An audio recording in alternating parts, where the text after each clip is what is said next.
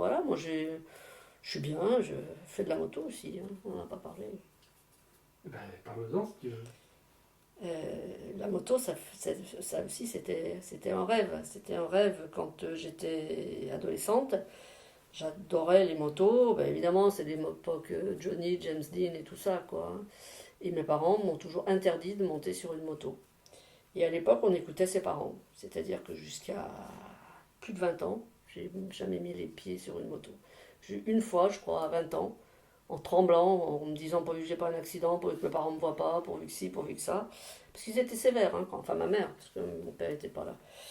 Euh, et voilà, et c'est tout. Et puis un jour, quand j'étais à Lyon, au moment de mon divorce, j'ai ouvert un centre de remise en forme avec des tables automatisées. J'ai pris du personnel et la nana, elle me dit: ah tiens, je vais passer mon permis de moto. Je la regarde, permis de moto, bon, elle était beaucoup plus grande que moi, permis de moto. Et là, ça a fait son chemin dans ma tête et je me suis dit: mais c'est pas réservé qu'aux hommes. Parce qu'à l'époque, il y avait, d'ailleurs, il y en a des femmes maintenant, mais il n'y en a pas énormément.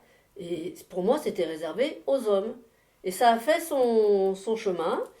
Et je me suis acheté une 125. Je suis arrivée ici à Metz en 92. Et j'ai eu ma 125, je l'ai achetée. C'est un copain de Lyon qui me l'a amené ici, parce que j'étais incapable de conduire. Et j'ai conduit ici en 125 pendant pas mal d'années avant de passer mon permis. Et puis j'ai fini par passer mon permis, que j'ai eu beaucoup, beaucoup de mal à passer d'ailleurs. Alors que en voiture, j'ai pas peur, je roule, je me démerde bien. Je pensais qu'en moto, ça serait pareil. Ça a été épouvantable, le permis moto. Une remise en question, des pleurs, je me traitais d'incapable, de nul, de ci, de ça. J'y arrivais pas. Et finalement, j'ai changé d'auto-école. Je suis allée voir j'étais à Pézenas. Je lui ai dit: écoutez, moi, il me faut 10 heures de cours particuliers. J'ai un problème. Voilà. Et finalement, j'ai fini par l'avoir. Et tout ça pour dire quoi? Oui, donc c'était une passion. Et pendant des années, comme j'ai pas voulu faire partie d'un club parce que j'étais trop timide et que je connaissais personne qui avait la moto, j'ai fait des kilomètres et des kilomètres toute seule. Je partais le dimanche toute seule, sans téléphone portable, puisqu'il n'y en avait pas.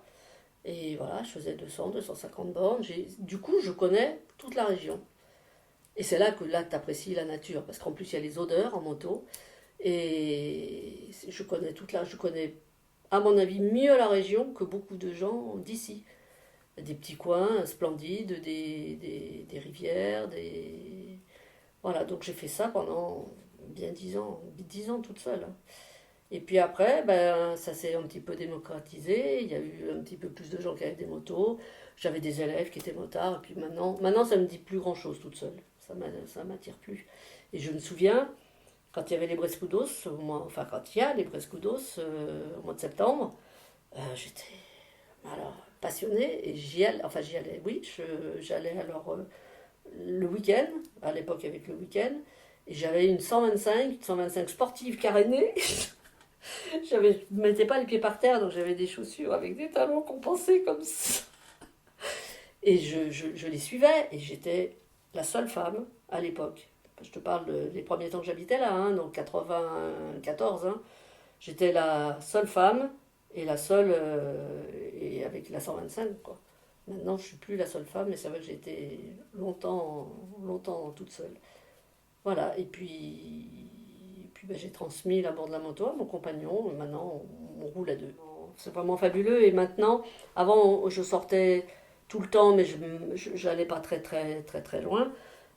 Maintenant, on fait quand même, on part 2 jours, 3 jours, parce que je suis pas toute seule, 2 jours, 3 jours, parce que c'est vrai que j'en ai un peu marre de faire tous les alentours d'ici, quoi, parce que je connais un peu tout par cœur, et c'est quand même beaucoup moins marrant qu'avant, parce que la limitation à 80, excusez-moi, mais en moto, après, moi, ce qui me plaisait aussi, alors c'est pas tellement la vitesse, parce que l'autoroute, je la prends jamais, j'aime pas. J'ai jamais roulé à 180, hein, je roulais à 130, 140. Mais maintenant, tu peux plus. Ce qui m'intéressait, c'est de doubler les voitures d'attaquer, quoi. Vroom, vroom, vroom, et de doubler, ça, c'est passionnant. Mais tu peux plus, tu peux plus doubler, tu peux plus rien faire. C'est chiant, quoi. C'est chiant. Voilà. Donc on va dans l'arrière-pays, on prend des petites routes, des routes de, pas de montagne, parce qu'ici c'est pas la montagne, où on prend les virages, des trucs comme ça.